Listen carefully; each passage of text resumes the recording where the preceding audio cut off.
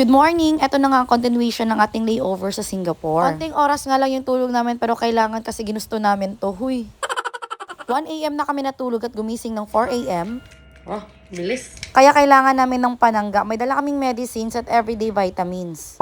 7:10 AM, nag-early checkout na kami para masilayan namin ng Merlion bago pumunta ng airport. Question, paano kami nakastay dito na nasa $86 na yung pera namin tapos $80 yung stay dito? Hotels do accept debit and credit card. Unlike dun sa unang accommodation na puntahan namin, since backpackers lang siya hanggang alas 9 lang yung staff, tapos self-check-in ang mangyayari kapag late ka nang dumating ng gabi. At since hindi na nga namin naabutan ng staff at kailangan namin mag-book online para makapag-pay in peso, but unfortunately, wala talaga kayo, naghanap na lang kami ng hotel. And make sure aside sa cash nyong dala, dapat naka-activate na lahat ng mga card nyo prior to your flight. But since apat na bank meron ako, yung dalawa lang yung ginamit ko, yung isa kailangan ng activation kasi diba iba-iba naman system ng bank, yung isa hindi na. Hi guys, sa mga nagbabalak mag-layover din just like us ng one night only or hindi aabot ng 24 hours, I suggest wag kayong kumuha ng SIM sa airport. That will cost you $48 because upon arrival, si Globe nag-message sa amin, welcome to Singapore, and they're offering go room something na worth 1,500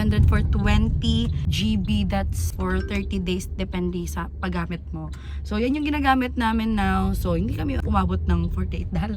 And also magagamit pa namin yan pabalik dito ngayong September 10. Alright, diba? Tipid tips! And guys, kahit pala backpackers ang gusto nyong i-avail, kailangan mag-book kayo in advance. Kasi ito ang pinakamabenta sa mga mahilig mag-travel, lalo na kapag solo or gala sa gala talaga. Kasi bawat traveler may kanya-kanyang diskarte sa kanilang pag-travel. Yung iba, kailangan sa first night magandang hotel talaga. Para sa unang araw ng gala, maraming energy. Yung iba naman sa last day ng travel, para hindi super duper pagod sa aeroplano pagka-uwi. Since nakatulog na ng maayos. At may iba naman na katulad sa amin na for the whole stay ay hindi talaga yung mamahaling hotel yung pinipili namin. Dahil nga ay gamit lang naman na magsistay ng bongga doon dahil kami ay puro gala na. At kita nyo naman kung gaano ako kinikilig dyan sa video dahil first international travel namin to ni Bobby. At alam nyo bang pinangarap kong mag-honeymoon kami sa Boracay after namin maikasal pero talagang hindi namin kinaya. Hindi kinaya sa budget at may kailangan kami i-prioritize. And now hindi ko in-expect di baling late, at least, diba, mas bongga pa sa Boracay ang binigay ni God.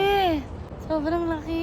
Yung dati nakikita ko lang sa litrato turn to reality na. Good thing guys, dala naman yung phone standy namin so we can pick together, and we also bought a remote control so we can just click it. Sabi ko, idonzolweta mo ako.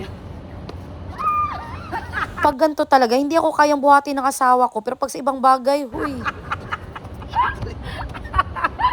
Sabi, paano yung mga layon-layon, sabi? So hindi tayo magtatagal dito. We're just going to take some photos and videos. At meron ako nakita, my God guys, ang LV doon sa likod. Oh, pahay na lang ako sa inyo. Tsaka parang may lagayan ng prutas din doon. Oh. Oh, I want to go there. Pag may budget pa. Gusto ko pumunta sa barkong yan na nasa tuktok. Barkong nasa tuktok. Guys, andito na kami sa Merlion. Opak, si kuya, feel na feel sa likod. Sino ka dyan? So habang kinukunan ako ng litrato ni Bobby, nag-film din ako behind the scene. Huy! So binura ko muna si kuya para solong-solo ko yung sinishare na tubig mula sa bunganga ni Merlion. Sinadya naming maagang pumunta dito para wala masyadong tao. Dahil mahirapan ka na makakuha ng spot mo. Sobrang happy ko dahil si Bobby yung pinakaunang partner na nakasama ko international sa buong buhay ko, and not just sa partner dahil nga ay married na kami. Hindi yung jowa-jowa lang. Huy! Sana sa next balik namin dito, since hindi naman talaga ito yung prayong pununtahan namin, ay makakasama na namin si Macy. At makakapunta kami sa background na yan soon. Sabi, picture dyan, oh. Wala kang gagaw dyan, oh. Kung dumating na siguro kami ng maaga dito galing Davao, mas marami pa sana yung mapupuntahan namin. Kaya nga lang, halos close na lahat dahil nga gabi na kami dumating, so eto lang yung chance namin. Babawi na lang tayo sa pagbalik bago umuwi ng Pilipinas. Guys, pag pupunta kayo dito, taman lang kayo sa Merlion. Taman Merlion. Super! Sa mga moment na to ay naantay na nga namin yung Grab na binook namin papuntang airport. Mas makakalas ka talaga pag mag-Grab ka compare sa taxi na by metro. Isipin niyo yung pagdating namin dito, $35 and $60 na yung nabayaran namin. Tapos samantalang eto, nasa $21 lang. Every drop counts kasi dollars dito. Isa pa yan sa mga plano ko sakyan, pero sa pagbalik na lang dahil gusto ko kasama si Macy talaga. Nasa airport na nga kami at dapat 4 hours prior to your flight kapag international ay nasa airport ka na. At sa sobrang pagmamadali namin, maling terminal yung napuntahan namin. Terminal 4 kami napunta, supposedly ay Terminal 1. But don't you worry, hindi mo na kailangan lumabas ulit dahil meron silang bus dito free of charge, ihatid ka sa mismong terminal. At dahil nga na-move yung mga flight, pinag-aralan ko ulit yung mga itinerary namin. Na-move yung 2 hours yung waiting namin dito plus 1 day sa Thailand. So guys, andito na kami sa Terminal 1. Actually, napadpad kami sa Terminal 4. Upon arrival, late lang namin na-check na Terminal 1 pala dapat kami. Buti na lang, meron silang bus for terminal. So naka-avail kami ng free. And now we're here at Terminal 1. Right.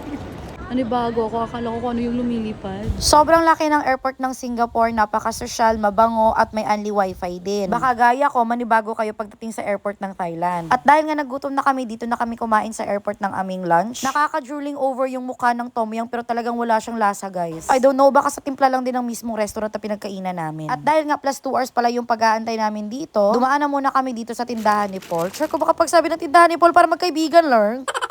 At ang tinapay naman na napili namin ni Bobby, sobrang laki. At ayan na, the moment of truth, kaya hindi ako masyado nag-outfit sa airport, lalo na kapag international. Pero maganda naman humiga dito kasi naka-carpet, hindi siya direct sa tiles. At kung alam nyo lang, ang dami ding afang mga nakatulog na din dyan. Actually, yung katabi ko, napakagandang Amerikana, pero hindi lang nakita sa video. Eto na nga at tulala sa isang tabi habang nagkakape. Lumipat kami ng pwesto doon malapit sa aming boarding area. At eto na nga, boarding na!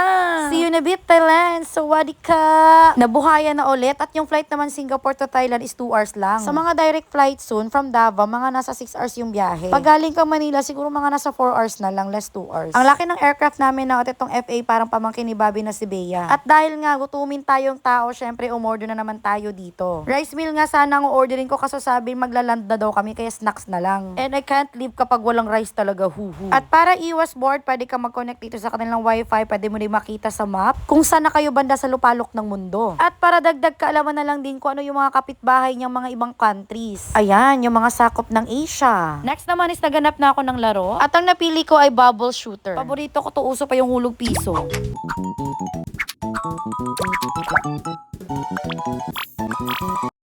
6 p.m. na sa mga ganitong oras, madilim na sa Pinas. Pero dito, kitang-kita nyo, feel ko mahaba pang mga oras na makapaggala pa ako sa Thailand. 6:39 p.m. touchdown Thailand. Upon arrival, naganap na nga kami kaagad ng money changer. Ito yung nireko ni Clarice kay Bank Exchange or kasi Korntay. But mas malaki ang palitan kay Super Rich. Hi guys! So hindi na kami nag-avail ng roaming something kemi for the wifi sa Globe. Just like sa Singapore experience, nag-message din siya upon arrival. Yan na lang in-avail namin, yan yung sikat dito sa Thailand, AIS something. Good for 8 days and valid for 2 months. So kunwari babalik ka pa next month, magpa-load ka lang. Yun lang.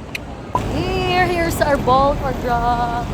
O, diba? Parang Pilipinas lang. Para ka lang pumunta ng Manila, pero mas advanced and progressive ito na country. Parang Pinoy lang din yung mga tao except sa mga nagpaganda na.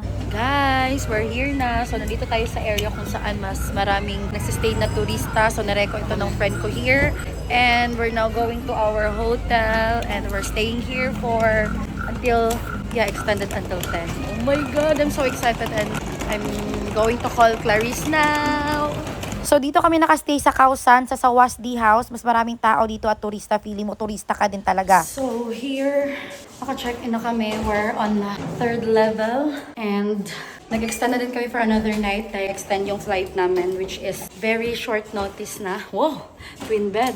So, this is our room and it cost sa advance booking namin ng 1,020 baht na mga nasa 8,000 lang hanggang September 9. But since nag-extend yung flight, so we need to extend one more night here also, which cost us 1,000 baht. Naka-less tayo ng 20 baht.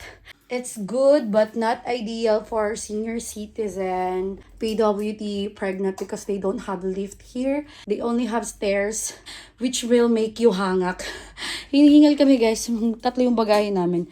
Wow! Ang ganda! So this is the banyo. Bulak at Bobby space. Meron pala silang minibar dito and they have 2 bottled waters. Meron ding safety or security deposit box. Ayun, sala. So you can tambay. Sala! Upuan doon na malaki-laki.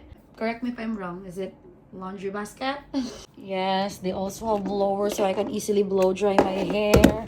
Is this Mochana Trio. Sawadee ka, char.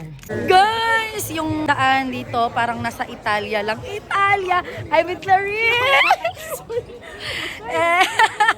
And kakain na kami ngayon. So, dito na lang somewhere sa aming area since malapit. At saka spoon feed na yung mga galaan dito at saka pagkainan. See You're there. Wait, ganun din ba yung nakikita nyo? Uy. Ano ba? Payong lang yan. Mag-rice mo, malamang mag-rice yun. Of course, because it's very gutom.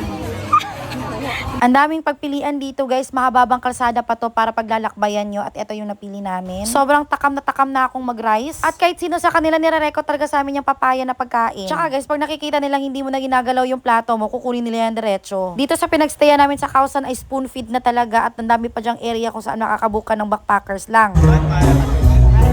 Kukwa ka ng isagol sa champurado, kukwa. So after namin kumain, nag-roam around na kami dito sa kabilang kalsada kung saan marami ditong nagpa-party. Mostly mga bar, tas yung mga turo-turo na exotic food, tas mga noodles, gano'n. Yung buhaya na binibenta nila dito, may bayad kapag kukunan mo ng litrato. Ayan, nakapatong na sa lamesa si kuya at dito naman sa kabila ay si ate. Normal lang yan dito guys, walang judger dito. Good thing sa entrance pa lang may mga tour package na. We're back at the hotel. We're finalizing every itinerary sa Thailand with Caris. Let's do this. She will just join us on Thursday and Friday. Safari, you cannot go. Ah, you calculated it for 3? Yes. Ay, Drunk to this? No. ha? No. Sarap mo na magkausap. Uy, lamig na sa What is this, guys? You know, guys, I don't drink. Oh my God, boy. So, this is my first time trying this one with Clarice. She's forcing me, really. Uy! Fix ay monstro lang. May pics o din na. Okay, right. Good? Okay, siya. You wanna try? Yeah, that's all for tonight. See you tomorrow. As for the expenses, dito ko na nilagay yung taxi na $35.60 upon arrival sa Singapore. Next is Grab papuntang Merlion and Merlion to airport. Ang choice na kumain sa airport at ang mapili na restaurant sa airport ay sa inyo na. At para nga makasigurado sa booking namin as backpacker sa pagbalik namin dito sa Singapore, ibinook na nga namin. Ang snacks sa aeroplano ay depende na rin sa inyo, but ang SIM pagdating sa Thailand ay kailangan talaga. Lalo na kung katulad sa amin, every lakad ay magbubuk ng Bolt or else mag-MRT or BTS Skytrain ka. Ito naman ang unang gastos namin sa paunang Bolt namin from airport to our hotel. Plus expressway yan para hindi traffic since kailangan namin makagala na talaga, huy. Then ang dinner, depende pa rin sa kain nyo. Tapos eto naman yung mga na-avail naming tour package dun sa baba ng aming hotel. Sa may entrance mismo. 2,500 good for 2 para sa aming day 1 at 3,700 baht naman good for 2 din para sa aming day 2. Mas mahal siya kahit yung unggoy lang gusto namin puntahan dito kasi kailangan bayaran yung buong ticket talaga. Wala kasi talaga sa plano na puntahan ko to lahat kasi bala kong bumalik dito kasama si Macy. Gusto ko sabay kami makapanood pero wala kaming choice. Eto din depende na sa inyo. Eto yung pinatry ako ng smoothies ni Clarice. Tapos sa 7-Eleven naman mga personal needs, anik-anik at saka tinapay para sa madali ang breakfast namin. Since kailangan ka maagang gumising para sa mga tour package na i-avail. Yan lang, that's all for day 2. Good night!